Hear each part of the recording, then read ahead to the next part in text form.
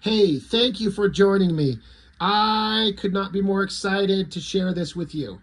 Over the course of my channel, one of my favorite things, I've said this often anytime I do one of these, is getting the opportunity to show off comic works by the independent crowd, or the little guys who don't have an audience outside of, an Instagram page or something like that.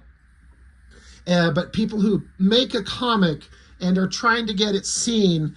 And I mean, I think all of us know, especially those of us who are, the creative types, one of the trickiest things is, it's one thing to make a book and, make a comic, but then getting it seen by anybody in the sea of content that's out there. It's like, to be able to make a comic is in and of itself a massive achievement. But then getting it seen, that's like a whole other job.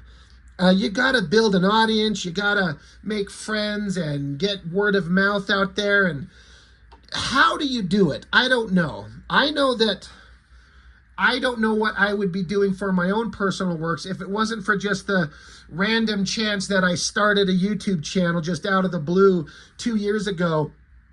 And I just happened to be finding some success with it. And that's what's kind of given me hope to, when I get my own comics kind of put together, and for a crowdfunder that I'm going to be doing here in a little while, that I'll have an audience kind of built in. I count myself lucky that way. Well, today's book that we're looking at is done by a gentleman. His YouTube channel is basically this, like the name of his comic book here. The comic is BLOODFORCE. The YouTube channel is BLOODFORCE Mitch. I will have links in the description and everything. I highly recommend you go check out his channel. If you like me, you will like him.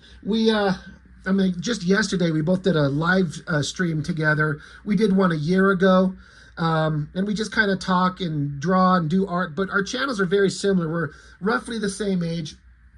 And we do reviews on mostly 90s era comics, and just kind of revel in the ones that are really awesome and take delight in the ones that are kind of terrible.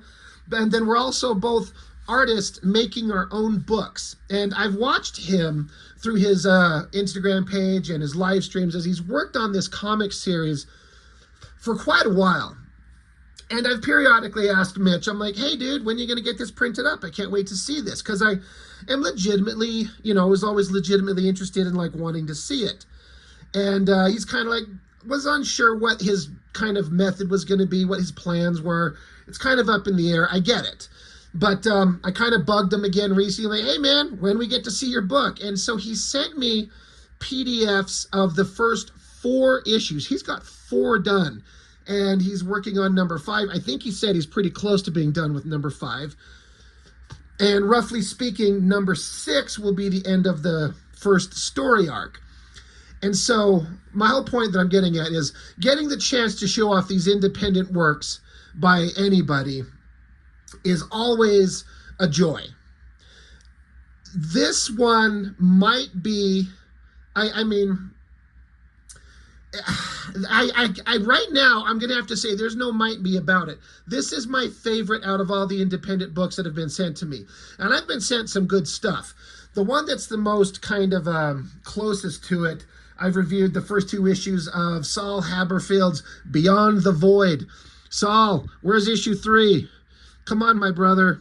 I'm waiting patiently, anxiously. I know you're a family man. You've got a wife and kids and job, but whatever. The heart wants what the heart wants, and what I want is issue 3 of Beyond the Void. That being said, Mitch was nice enough to send me the PDFs of his first 4 issues, his completed issues. And I was like, oh, shit. Well, this is great. And I haven't enjoyed a comic book this much in years. Now, that all kind of hinges on a person's personal tastes. I'm kind of worried that I'm going to hype this up verbally to start, and as I go through it to show you some of it, I might not sell it as good as it deserves. Like, I'm trying to be a pitch man, a salesman for this thing, And I'm worried that I won't do it justice because I'll ruin the jokes by not explaining it right, the way that the comic is kind of portrayed. I'm worried about misrepresenting it. I don't know if that's going to be possible because I'm just going to show you it and read it to you a little bit. I don't know. I'm just kind of rambling because I have had so much fun reading this. I was telling Mitch that I read the first issue in bed before I went to sleep, and I had to close it and because I'm like, I got to get to bed. I got to get up early the next morning. So I did get up early the next morning, went to work, and then at my job, I tend to have some quiet time to myself to start on most days. So I sat down and started reading this thing, the remaining two issues, 2, 3, and 4. And I was having the best time because this comic is like a parody of 90s comic superhero teams. You could kind of lump all of the image books, you know, all the books from like the Wildcats and their spin-offs and Cyberforce and their spin-offs, but it's mostly like a Rob Liefeld Extreme Studios type team and a parody of that. I did ask Mitch, I was rewatching the live stream that he and I did about a year ago, and I said, sum up what your book would be. Like, how would you just kind of describe it? He's like, yeah, sure. He says, it's like, what if it was, this team is like all the Image comics except the characters are dumber.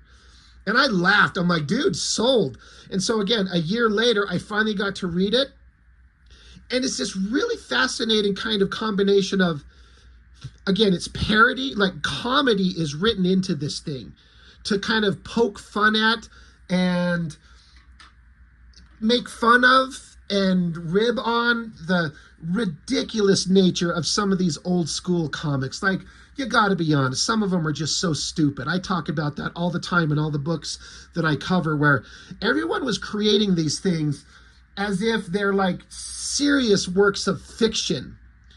But it's like, so much of the time, it's like stories written by kids, like young adults who don't know anything except comic books, trying to write adult stories that just come across later in life when you read them. Like, it's one thing when you read these when you were 14 years old as a reader, but years later when you're in your late 40s, you're going, okay, it's actually really stupid.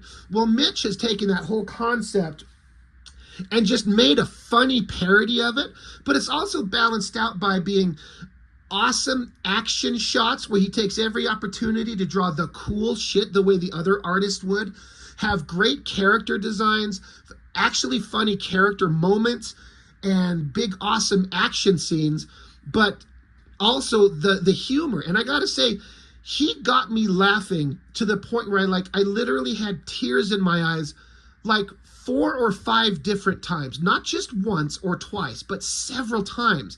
And that was like a week ago. And then I just was going through this again before I started talking about it and reading some of the funny parts, and I was laughing out loud again. So I hope that I portray this as I show you this in a way that, like, I hope I don't ruin the humor and the timing of the jokes and everything like that. I just love this so much. And I'm sorry, I'm 8.5 minutes into it. We're still staring at the front cover, which I know is probably bothering Mitch because he's told me, and I understand as an artist, like, this is the cover to issue 1 and he's working on issue 5. And so you look back on your work as an artist and you're like, I hate the shit that I did long time ago. And he said he's going to redraw the cover, and he's even flirting with the idea of redrawing the whole thing. And he did kind of ask me what I thought. He's like, do you think that's necessary? Am I overthinking it? I'm like, I don't think it needs to be redrawn. I mean, I can see how he's progressed and gotten better, but I don't think it does. But as an artist, I have done stuff like that too. I have gone back and redrawn pages.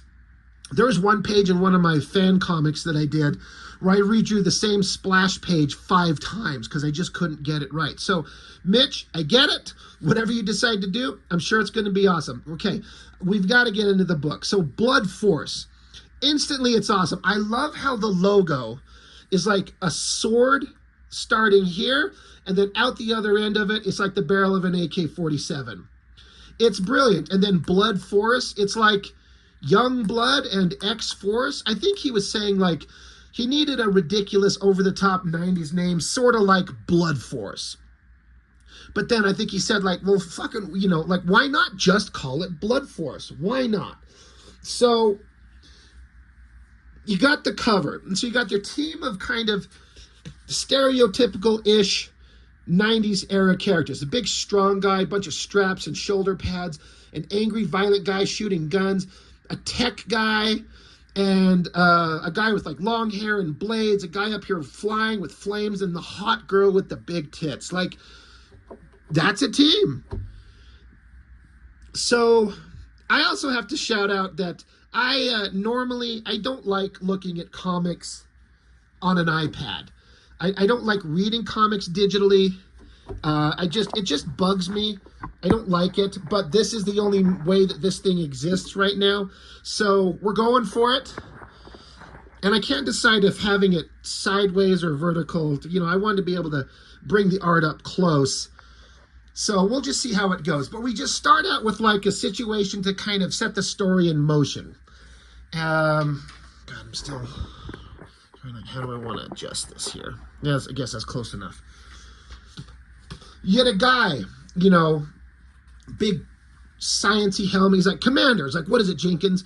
We have a previously undetected bogey entering the upper atmosphere above Alaska. Bearing is east-southeast at 4,000 miles per hour. And the other guy's like, that's fast, but not really fast, which is like 4,000 miles an hour. Excuse me. They're like, do we have an estimated point of impact? Like, sort of calculating, sir. Well, we need to send, give me coordinates so we can send an investigation team, preferably before there's an impact crater. Hits it. Well, they're like, well, contact General Rancor at Bloodbrass. Something tells me he'll want to know about this. So again, we're just getting like the setup. So then we get into, there's this headquarters. It's Stamford, Connecticut, 1800 hours, Blood Bastion. So the team is Blood Force. So the blood puns will be coming left and right. So basically, you get hot girl and military guy, and he's basically introducing her to this place. The guy is saying to the girl, as you can see, Lady Maxtremus, our operation is state-of-the-art, fully funded. And he kind of explains, we have a bunch of staff, we have underground quarters, communication arrays, science labs, a hangar bay with a small fleet of the finest land and air vehicles. We're self-sustainable. We have our own solar energy converter greenhouse, all this cool stuff. We also have a 5-star villa with a pool, 24-hour room service, and deluxe accommodations for your use while your mission is being carried out.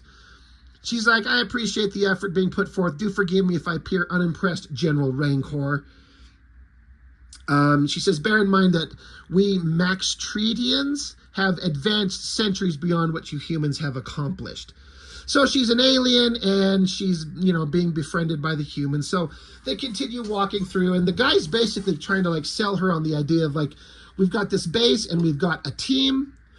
I want you to know that we're here to help you and join up with you. And so there's a lot of, dialogue back and forth.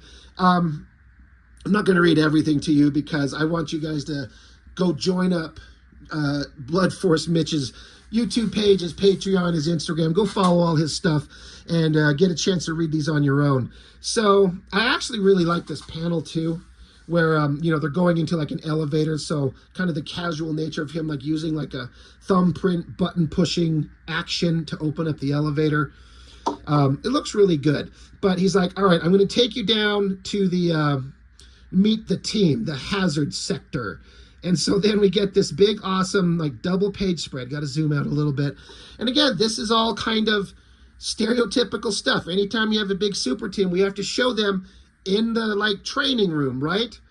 So you got the big strong guy. His name is Hard with 2 Ds, H-A-R-D-D. And then you got the flying guy with flames. His name is Fireburn. And so Hard's kind of comes across as a big dumbass.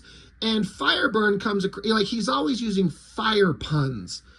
Like, here he says, the fact that But the fact is you move too slow, while me, I move at the speed of fire, which doesn't really make sense, the speed of fire. Excuse me. So, you know, they're the leader. So there's the leader in the upper level. His name is Hawkstab. And then you got the science guy, Shock Block.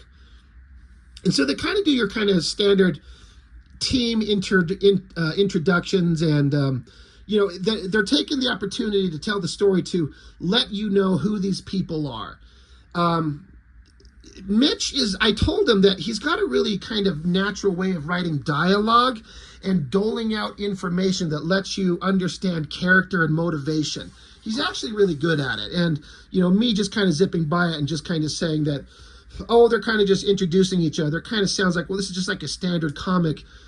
I mean, it is, but it's better than so many of the other books that were out there in the 90s in a way. So we've been introduced to the team, and then General Rancor and the alien girl, they show up on deck. Let's see. But they see that the leader, Rancor, is on deck. So Hawkstab says, "Officer in the hazard sector, blood force, blood form up." And so they all just stand and flex, and you get the awesome badass shot of the team unnecessarily flexing, posing, and they're doing the blood pun because they're blood force, blood form up. Like, it doesn't make any fucking sense, but it's awesome. And this is what happens in those old 90s comics. This is what they would do. And again, that's the parody of it. And so Rancor is like magnificent. So Hawkstab, he's like, blood force ready for action, General. He's like, at ease. And so he's like, all right, Lady Maxtremus, allow me to present the greatest fighting team the planet has ever assembled, Blood Force. And so then we get the introduction character by character. Lieutenant Hawkstab, decorated Special Forces veteran. He will act as our team leader and liaison. Enhanced agility, skilled in hand-to-hand combat and military tactics. He also has arm blades. I love how they just throw that in there. He also has arm blades. Fireburn, Earth's leading pyrologist. He owns the patents on several fire-related technologies. He has constructed a suit which grants him pyrokinetic and flight abilities. Our resident inventor. Then we have Shockblock, Hawkstab's second in command, world-renowned hacker and information specialist. There is no computer system he cannot breach. As a result of a hacking accident, he can generate bioelectric bursts. Like, what? As a result of what? A hacking incident? Okay. And then we have Hard, Olympic weightlifter, massively enhanced strength and durability, the product of an experimental physical development program engineered by our National Board of Health and Wellness Coaching. And he's just like, hiya, doll. So again, it's all very like cliche, but funny. And I mean, it is to me, you know, a hacking accident. The guy, he's like all these military awesome things. He also has arm blades. They want to focus on that. And you'll notice that Hawkstab's got these 3 giant blades that come out of his forearms. You'll notice they're never not there. They're always there. Sorry. I feel like I don't have this on at a straight angle. This is why I hate doing this on digital. But he's like, all right, they're at your disposal. So then we get a shot where there's a bunch of information dumped. And for a second, I was like, oh, God, here we go. Here's the Todd McFarlane level of infinite talking. But there's actually information that's doled out that's interesting. You know, she's talking about how she's from an alien world. And there's this alien invasion happening on the planet. And one of the things I thought was funniest is that there's an alien race. I'm going to bring it up close. You see that word right there? KCCHRGGLCCHH.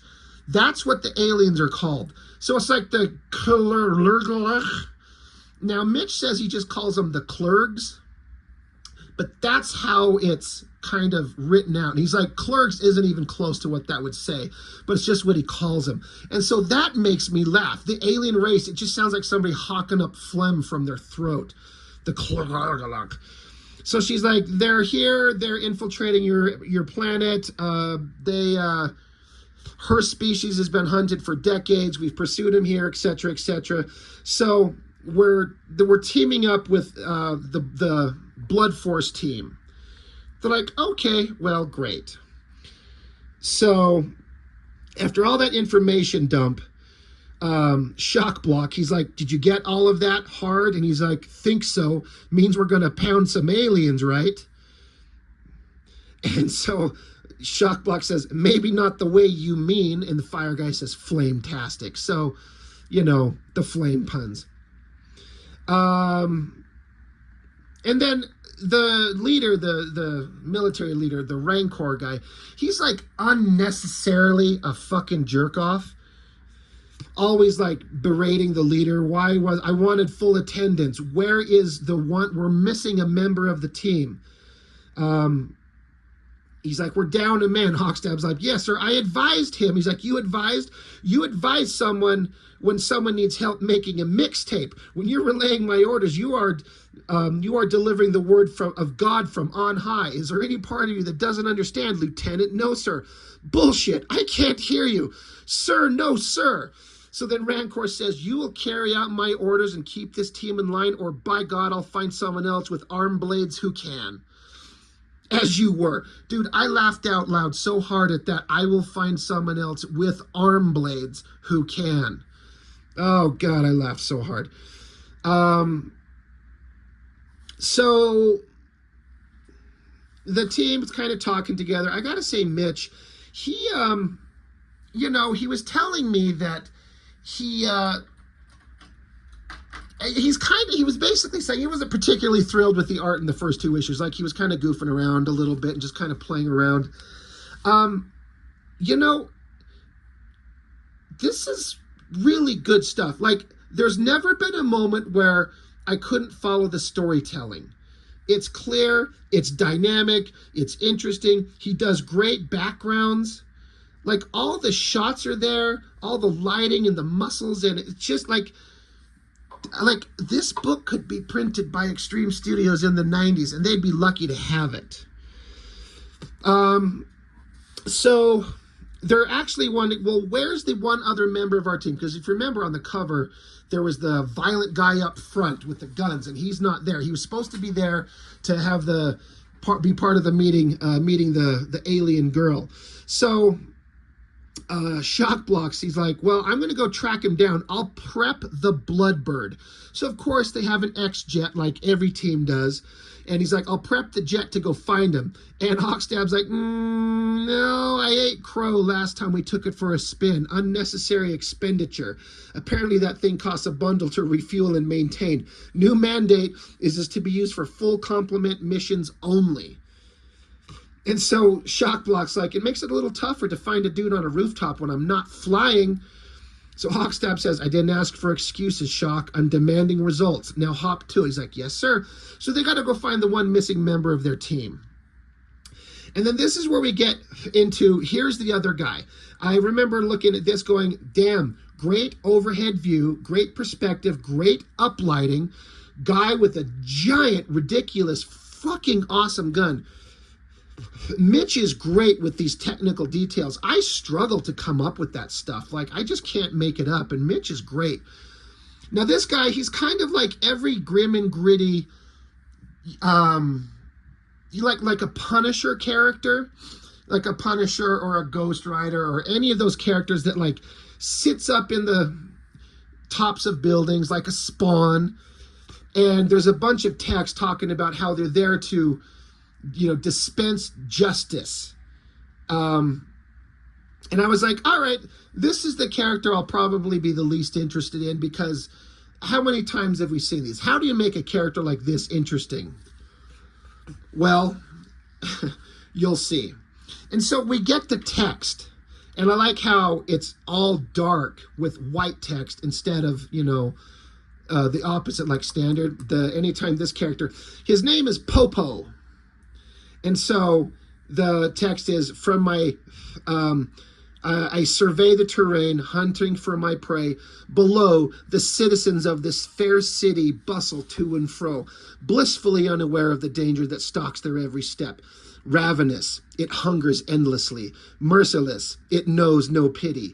Little do they know they have a silent protector, a nameless Ronin, endlessly vigilant from the shadows, a wanderer, an outlaw, their only hope. So I'm like, all right, we're leaning into that vigilante, grim and gritty shit. Again, I was like, this guy's going to be the most boring guy. So, Shock Block, he just shows up. I guess he found him just fine. He's like, hey, you catch any muggers yet? And he looks, I don't catch muggers. I exterminate them. He's like, yeah, I know. Look, the lieutenants, we called you to base. Get your butt downstairs. You're riding shotgun. So it's funny. It's like, was he just on the roof of the building? They were talking about need to get the jet to go search for him. And he was just on the roof of their own building, I think. If either way, it's just funny. And so Popo's like, I'll return as soon as I've dispensed retribution. So Shock Block says, no, you'll return now because that's orders and I outrank you. Popo says, justice has no rank. And so he's like, well, then I really outrank you. Evil's still lurking. I can smell it. You slink on back to your headquarters if you have to. All I need is 5 minutes and I can flush it out. And then just down on the ground, there's just like a mugger, just a guy with a knife. And he's just kind of skulking around and he looks up and then from above, you get this giant awesome splash page of Popo, like he's got a fucking police badge, guns blazing, psychotic look on his face, just rushing down how he's going to dispense justice. Like, oh shit. And it's just a mugger and he hasn't even done anything. So Popo's got this psychotic need to exterminate muggers, which will become even more prevalent as we go on. Meanwhile, Blood Bastion, sub-level 7, the Bloodatorium. And so they're in like a meeting because the team has to assemble and get their information. I love how it's like tons of seats and only like 3 seats are taken. It's just empty because that's the entire team. There's this is General Rancor up there. He's like, and that brings us to module 4 of our team building orientation, dress code and personal hygiene. Please use your compute tablets to access chapter 11. Like, I'm already bored of this fucking meeting. So again, I'm laughing. It's funny. Let's see. They're like, and then guy busted. Like, Commander, there's been a communique. Commander Klinkhammer has advised us at 1430 hours they detected a meteoroid of unknown origin entering Earth's atmosphere.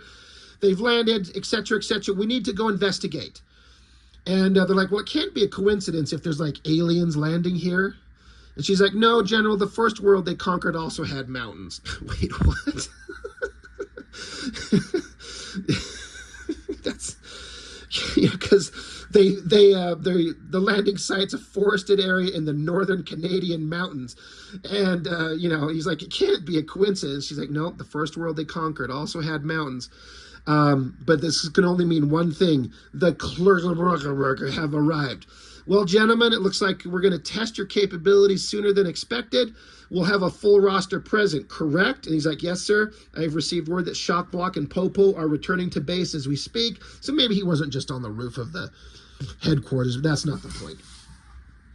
Anyway, they're like, all right, prepare the Bloodbird for launch. 2 hours later. Now, when I was reading this comic and I saw this jet, the Bloodbird, I went, holy shit, Mitch.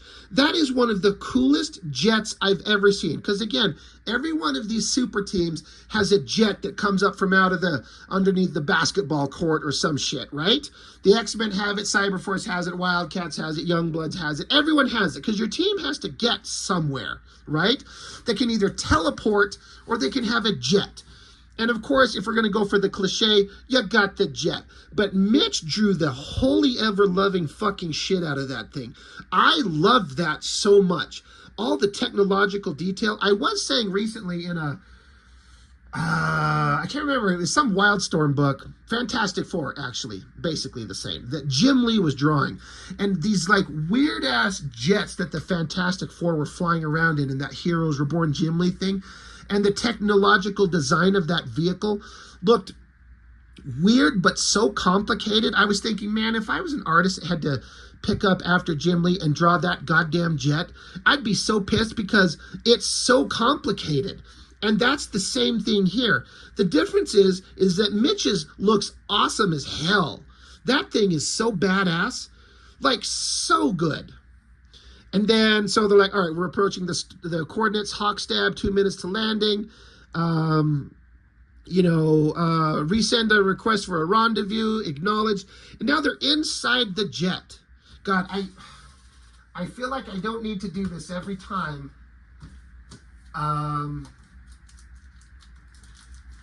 But I'm going to. Drawing characters inside a jet on their way to a mission. Well, some artists draw jets, and that's the best that they can do. Right there. You tell me which one is more badass. And then the shot of the team inside the jet. Like it's kind of cramped together. You got the little light kind of diodes across the ceiling. There's uplighting on the figures. There's the controls together. They're all in seats. It looks perfect. Or you could draw them where they're all at a fucking movie. Sorry, I've got this zoomed in way closer than normal because I'm on my iPad. We're not looking at the comic. But you all know this scene. This is the equivalent by a 40-year veteran who says he's the best comic artist on the face of the planet. He drew his team in a jet on a way to a mission, and they're like at a movie theater. You tell me which one's better by about 1,000 times. They're like, hard. How you doing back there, buddy? He's like, tight. Yeah, we'll be landing in a minute. You'll be able to stretch your legs. He's like, stretch to the limit. It's like, all right. Shock block, accelerate landing procedure, way ahead of you. Another great shot of them inside the jet. And then they're acknowledging that the big guy is stuffed in there and it's uncomfortable. Again, Hawkstab got blades sticking out from his arms at all times. They're like, all right, let's land down there, approaching. They land the jet. I love that Mitch at least resisted, and I don't know, maybe he should have done it, is have the team jump out of the jet. Because that's what happens in all these books. They have to jump out of the fucking jet, and he didn't do it. I don't know if I love him or hate him for doing it, but he's got more books to draw, so there's every opportunity. All right, everybody, I want this done quick and by the numbers. We should blah, blah, blah. You know, they got to get out there. They're looking for whatever it was that crash landed from the first page of this book. But like, either like, if these are the alien race that conquered your people, we need you here. We need to identify them. So they're looking around. Shock block's like, do you see anything? And Hard is like, a lot of wood. Like, yeah, of course. Anyway, they're looking around. Popo. Again, I love how his text boxes are just black. He's like, Lieutenant, you're going to want to see this. I think I've found them. And so then you get this wrecked technology, dead guy. You know, they're talking back and forth. I'm kind of zipping by a few parts of this because I don't want this to go too long. And again, you need to read this actual book. But while they're searching, while they're looking, while they're investigating, suddenly, got to back it out, another awesome double-page spread. They're under attack. So Hawkstab says, blood force, blood form up. And a great spread, a great action shot. Everyone's different, like each silhouette of each character on the team is unique. You can tell, like if we would just take each character and do like just a straight black silhouette, you'd still be able to know who each one is. Different powers, flame powers, blade powers, vengeance powers, muscle powers, techno powers, and then alien creatures start attacking them. So then we're going to get the awesome fighting, you know, punching, blood. Like, look at these awesome fight panels. Like, again, I'm talking about how this book has got humor and comedy, and I'm laughing. But then when he gets into the action, it's, in my opinion, it's just as good as anything I saw in the 90s. from like Image Comics. Like, there's some of those artists getting paid huge dollar amounts that couldn't pull off a panel that awesome right there. Like, Mitch has got legitimate skills. And again, this is issue 1, and one that he said he's kind of like not proud of the artwork. Like, he was thinking about redrawing the whole thing. I'm like, dude, I get it, but this shit is awesome. Hard, smashing things. He's big, screamy face. This shit gets me hard. Like, I'm laughing at it. It's powerful. It's dynamic. The right colorist on this would just bring it to life, but I also kind of dig the black and white because Mitch gets in there with the cross hatching and gives it kind of like a gray tone in there. And I love the speed lines that he does. So again, hawk stabs, chopping up things, or just beating the shit out of everything. Shock block, how you doing? He's like, left flank is clear. I got Fireburn picking off the runners. Great shot, great energy. And Popo. And they're like, Popo, report. And he's like, space muggers. Like, his whole thing is just to take out muggers as if they're like violent vampire murderers or something. But he's just after muggers. But everyone is a mugger. And he's going to violently kill every mugger.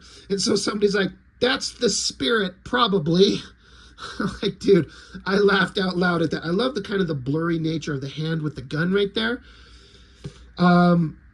So then you got Fireburn, right? Did I have that name right? He's like, Hawkstab, the Klurger are starting to flame out. They're getting demoralized. We need to push and break their line. Wait, Popo behind you. And he gets tackled. Popo does. They're like, will someone clear those things off of him? Then there's a giant flash of explosion. Giant energy burst, and the alien monsters, this is a great shot with like the disintegrating kind of hyper light effect in the shadows. So well done. And it's the girl, it's the alien girl. She's floating there. She's got energy powers. And like, what the heck was that? And like the girl, she showed up and like, did you know that she could do that? They're like, why couldn't you have done that before? And she's saying, well, there was an opportunity to determine the combat effectiveness of your team, Lieutenant. This was, as you would say, your show. He's like, well, what would you say your assessment is? She says, it needs work, but there's potential. Like, all right. So then they cram themselves back into the jet. And like, all right, we're going to go back home. We're going to send the science team to come collect up the remains. And once we get back, we can acknowledge all this data and start planning our next move from the alien invasion. In the meantime, let's head home. And then look at that jet again. Like, holy shit, is that thing awesome. Like, I don't know why, but for some reason I see like a Travis Charest vibe in that thing. I love it so much. But as they take off, they're like, hey, did anyone see what happened to Popo? Because the last time we saw him, he was getting tackled by aliens. And then the girl blasts the aliens away. And then they just kind of like a bunch of idiot asshole retards just don't pay attention to where he went. And they get back on the jet and they're like, well, where did he go? And they're like, I don't know. I'm sure he found a nice rooftop somewhere. They're out in the middle of a forest. They're like, we'll see him when he gets back to base. And all we see are his guns lying there on the ground, spent shells. And it's like, next issue, Popo's fate revealed. So that's issue 1. I had such a great time reading that. I had so much fun with that. And I talked with Mitch about, asking him if I could show at least some of his work on the channel. And I said, I would like to show issues 1 and 2. That if, I'm trying to get people's interest otherwise. And if they like issues 1 and 2, they can go join up your Patreon and maybe get to read the whole thing and finish 3 and 4 and watch you complete the series as it goes. So that's issue 1. We're going to pull up issue 2. Great cover, Blood Force. And so you've got Popo strung up on the background, and you got Hawkstab and some other guy fighting. Look at the crazy detail going on in this cover. The running, great running pose, Mitch. That looks really awesome. I never paid attention to it until right now because I was paying attention to everything else. Great composition on the cover. And again, this is everything you'd see in an Image Comics back in the day. Bladed guys tackling each other. Great designs that just make you get excited. I'm loving this. So, we get back to back at Blood Bastion. That's like the team headquarters name, all the blood puns. So they're reporting about what's going on. And so Rancor, the leader, this asshole, he's they're like, so the aliens ran off. Why didn't you pursue them? They're like, well, we'd completed our mission to investigate the nature of the meteorite. Faced with an enemy force of unknown strength, I thought the most prudent option would be to withdraw and strategize a more informed plan of attack.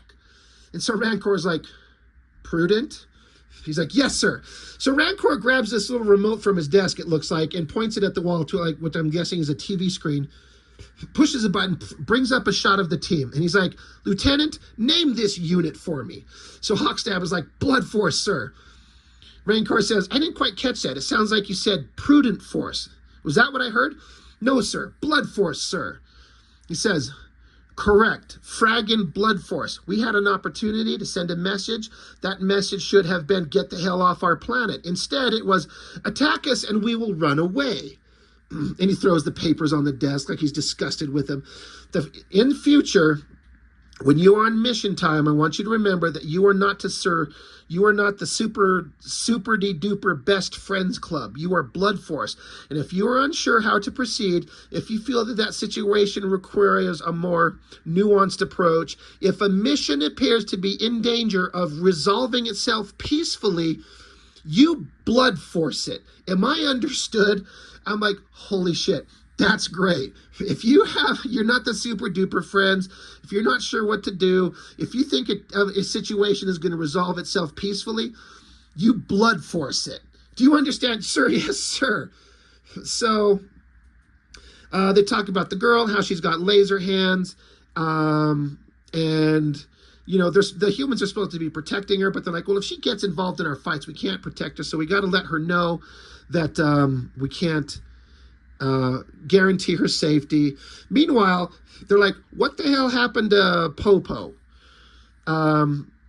He says, you said that your efforts, you suffered no casualties, yet you returned to base a man short again. He says, yes, sir, all members are accounted for except Popo. We lost track of him after the conflict concluded. And the guy says, are you sure he's not dead? And so here we see Popo being carried into the spaceship by these aliens. And they're like, doubtful, sir. He's a tough son of a gun. Mysterious disappearances just seem to be in character for him. Knowing him, he decided to make his way back on his own. I would expect to see him back at Bastion again in a couple of days. So obviously this guy pulls this shit all the time. But what they don't know is that he was captured by the alien, the Klurgs. And so he's unconscious.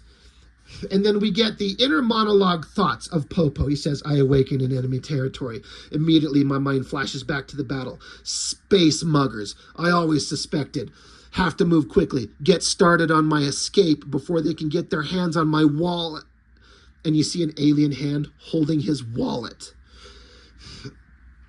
And then you just get some silent scenes of lizard creatures opening his wallet and looking at pictures of some cutesy lady in his, you know, that he had on him.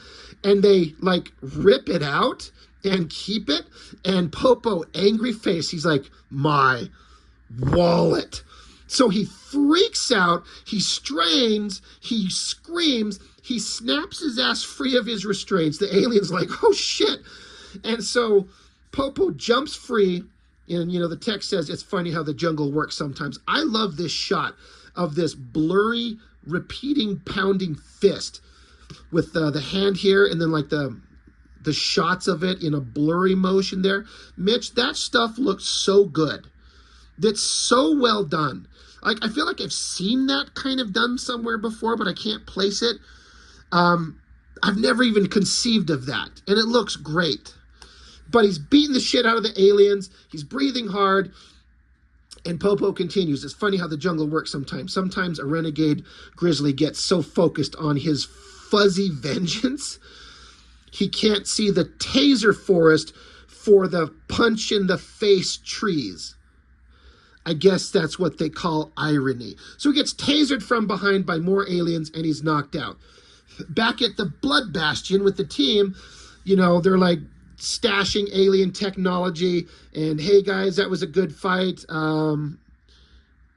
the flame guy is like, I don't get why we didn't chase them down. I'm burning for more action.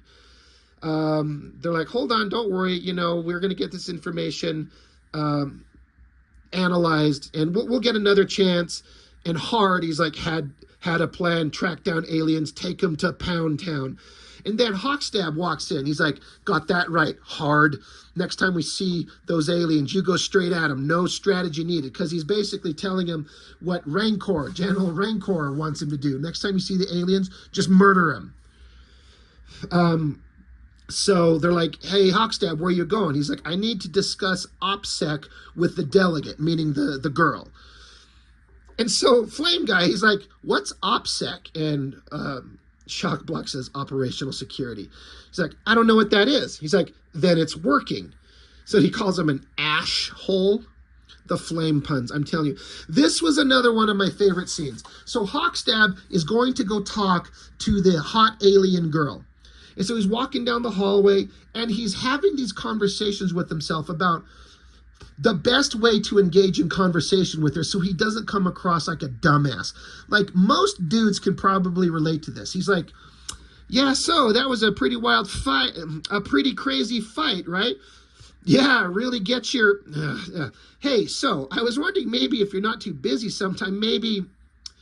Hey, so I was thinking we should get together after we should strategize. So I was thinking we should maybe kind of think about, hey, so like he's just going over and over, overthinking it like an idiot, which I have done exactly that. So then he goes up to her door and he's about to knock, and then the door just opens. And he's standing there with a dumbass look on his face, like his hand in the air, like he was about to knock. She's like, oh, I thought I heard someone out here. He's like, lady, Maxtremus, I thought you might want to discuss the recent encounter we had with the clerk forces. She's like, yes, I've been thinking about ways we should proceed going forward. You may enter. She says, I'm glad you're here. I was thinking about that ship you're using to fly around in. It seems woefully slow. She basically says, she's like, well, tell me about it. I want the schematics. What kind of technology does it have? He's like, well, it's got these guns and these missiles and all that shit. And she's like, yeah, that's all conventional stuff. We'll have to upgrade it with my technology. It'll make it even better. So then it's like she takes off her headdress thing, her kind of typical Liefeld headgear thing. She takes that off and she's standing there flexing in kind of like a sexy pose. She's like, and so she's all business. I don't believe it'll be difficult to upgrade the weapons. We can at least get it to where the jet can fight properly. She's like, any objections? He's like, no, that sounds good. The General Rancor will want to be kept in the loop. Of course, she says. And she's like, I got to attend a conference tomorrow. I need you to escort me, blah, blah, blah, blah, blah, blah, blah. Now, our guy Hawkstab is standing here with his hands across his dick because she's flexing and looking hot. And he's doing his best to be, like, professional. And so she kind of continues, it's unpleasant having to argue with them directly after a battle. I find myself tense. If only there were a way to relieve that. As she starts like undressing. And she's taking her fucking clothes off. She's like, I'm tense, dealing with these aliens and politicians. It gets me so tense. I wish there was some way to relieve that.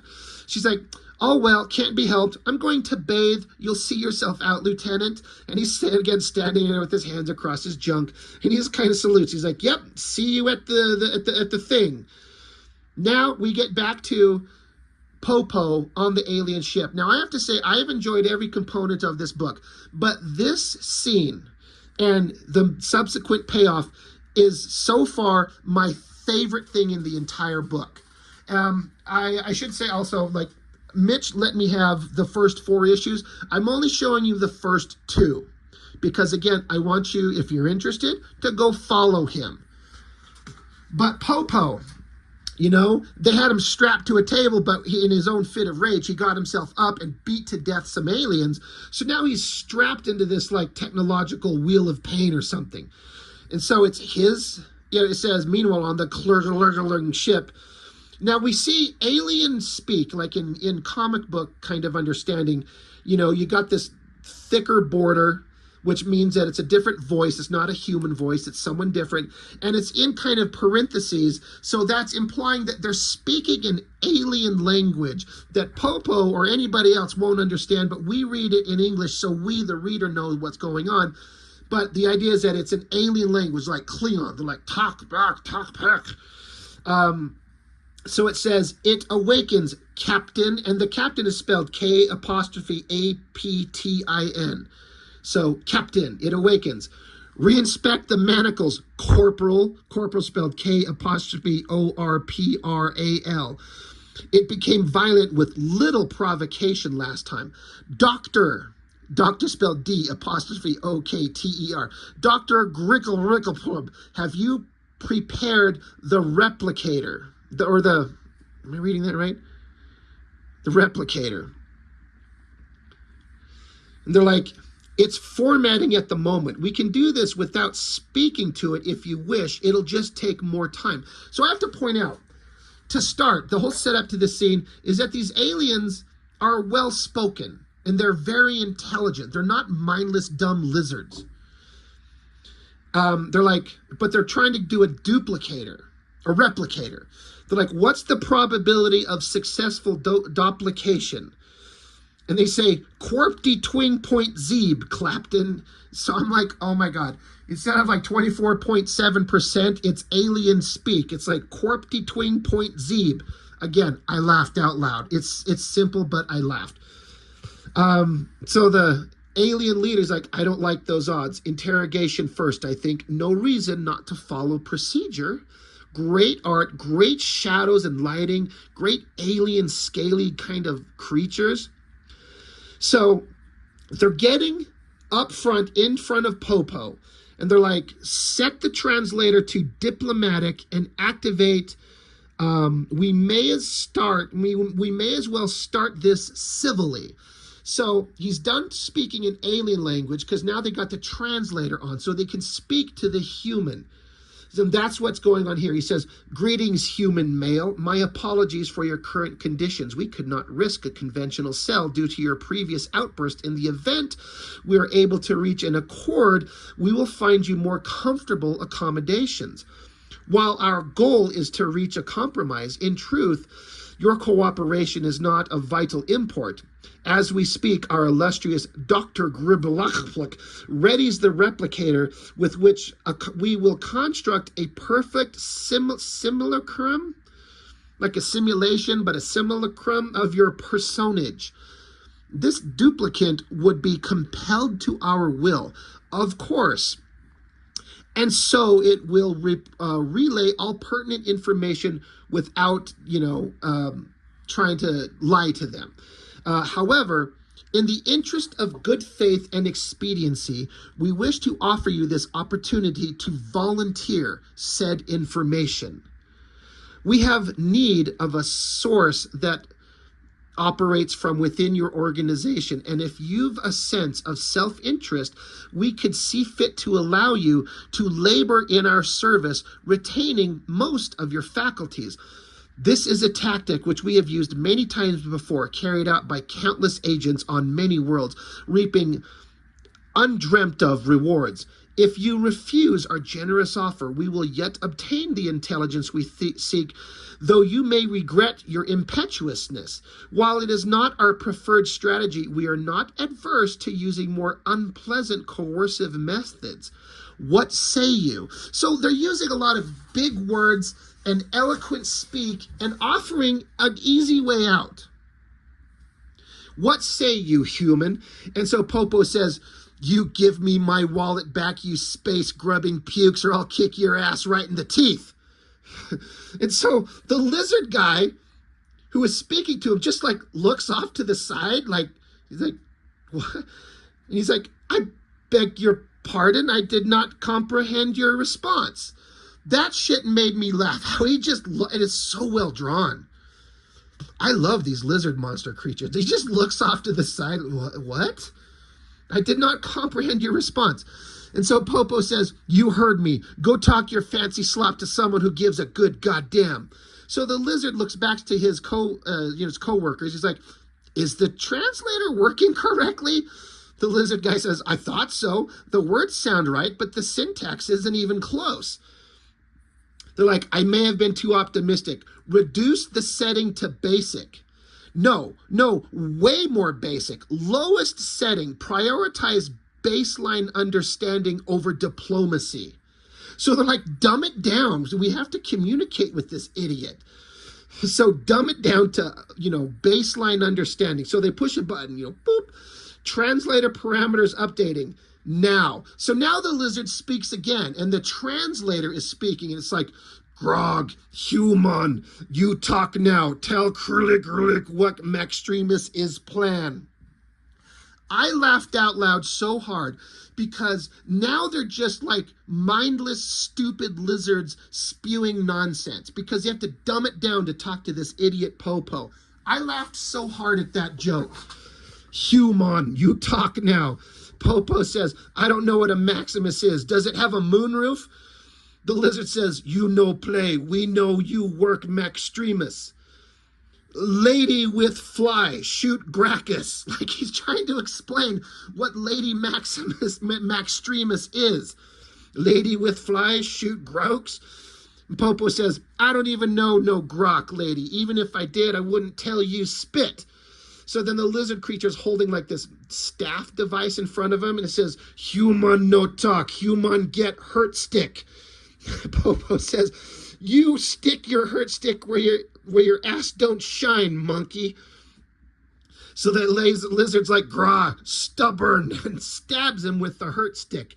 And he's like, that all you got, Magnolia? I'm like, oh my God, this whole conversation, they tried to be eloquent and reasonable, and because Popo's so aggressively stuck in his vengeance ways, he just like, he's too stupid to play along. Meanwhile, back with the team, there's that awesome goddamn jet again. And I had another thing that I laughed at, because there's a bunch of humans protesting aliens, becoming part of the, the government, or working with humans. They don't trust them. But they're like landing the jet, and they're like, set her down, Fireburn. On the lawn should be fine. Now, I don't know if that was a joke, but I laughed because the last thing you do is park your vehicle on the grass. You just ruin the lawn, but I like just park it on the lawn. Anyway, they're like, all right, we got to land. We get down here. Hawkstab is coming out. Great overhead shot. Great technology on the jet. God, it looks good. They're like, all right, look alive, people. Fireburn, you're with me in the vanguard. Hard, you bring up the rear. And Hard says, confirmed, no rear entry. So Fireburn's like, somebody lit a fire under these protesters. What gives? And then a voice says, a mixture of paranoia and xenophobia, I should think. It's the alien girl. So she kind of explains, basically, like, humans don't know what aliens are capable of, and they know that there's aliens out there. They're not, it's kind of understandable, but the humans are kind of freaking out. But also that there's some aliens, the bad guy lizards, that are like in disguise in the audience, or just in the human population in general. But anyway, she's saying how the aliens, the clerks, their proficiency in espionage is exceeded only by their brutality.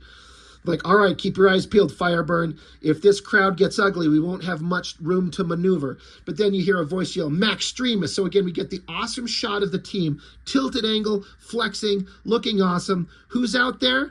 And we get this guy standing there in a cloak with a staff. He says, you think you can bring your war to our planet and put us at risk?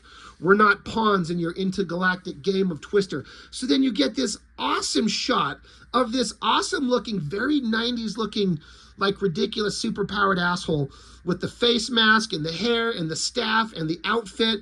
He's like, now you'll be taking off the board by Cyberberserk, which I'm like, that's a great name. How did I never catch that before? Cyberberserk.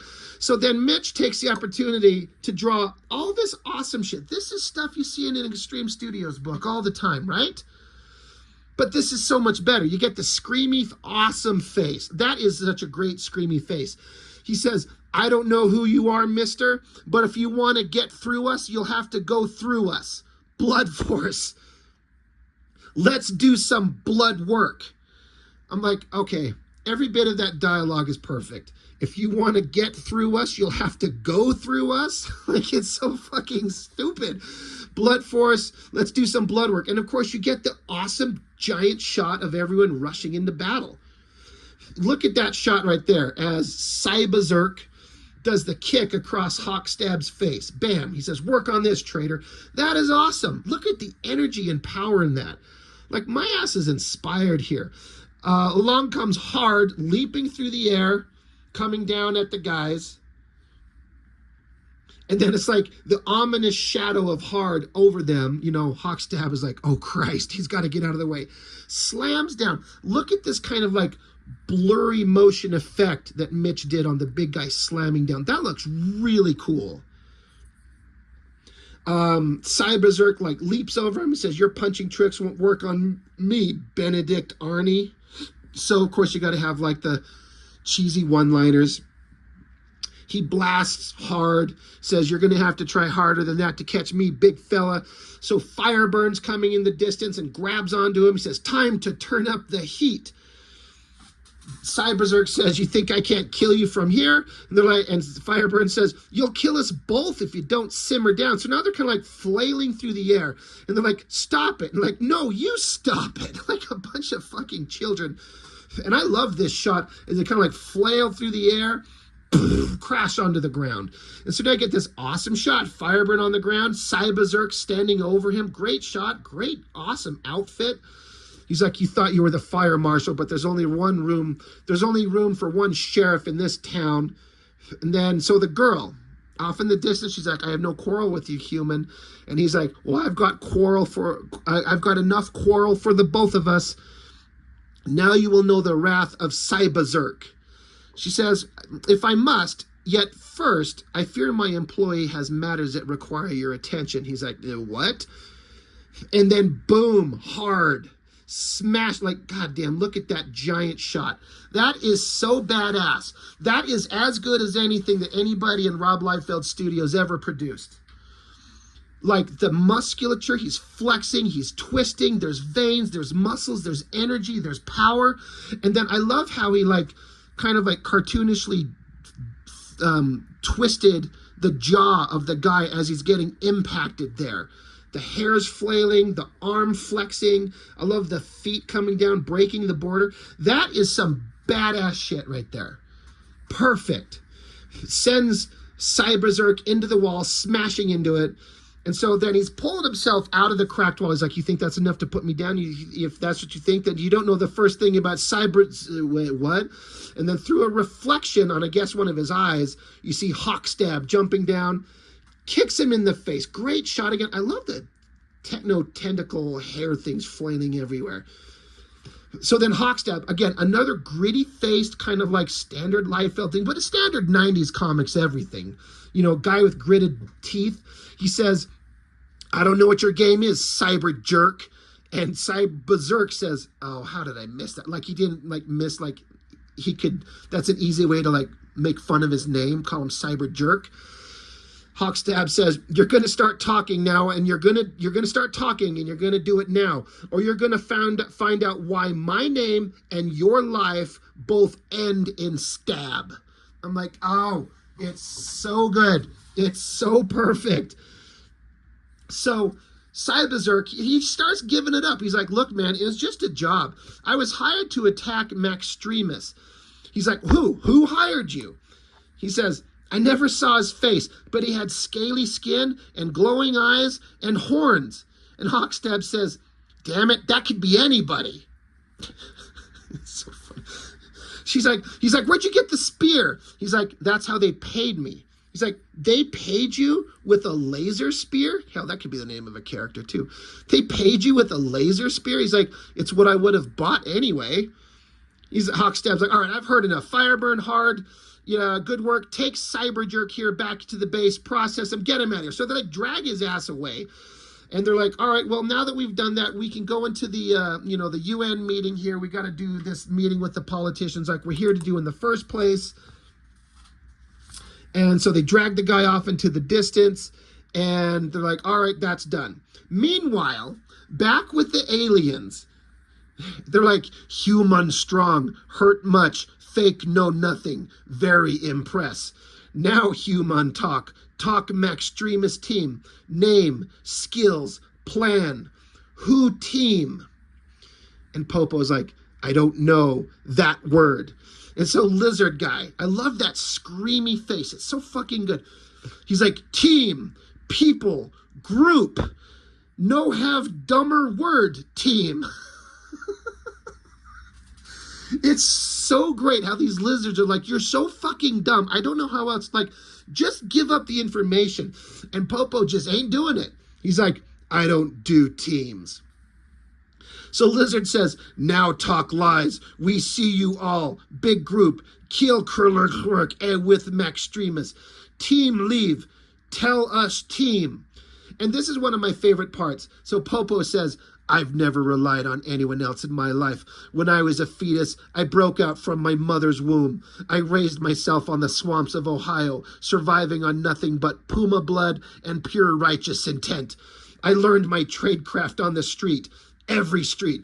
And the lizard just goes, that not happen.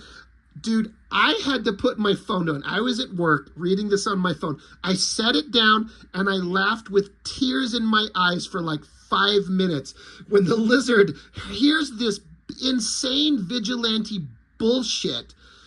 And he's like, that not happen. Dude, it's so funny. You know, and I hope I'm not ruining the comedy by over-explaining it. I loved it. I laughed so hard. That not happen.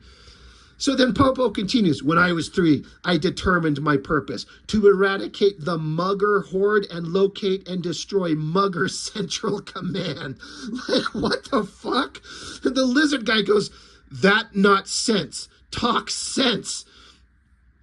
So then Popo continues, they don't make words for the kind of justice I deliver. Shadowless, I stalk the back alleys of the world's crinkly underbelly. I'm a wraith, a rumor, an apparition, inevitable when the vengeance tank runs low.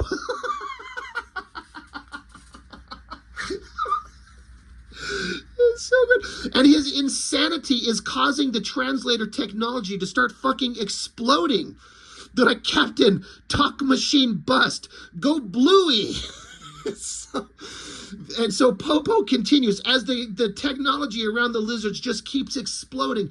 Just from the pure righteous, vengeful fury conversations Popo's having. He says, I'm a lone velociraptor striking from the ocean's depths before vanishing like fog.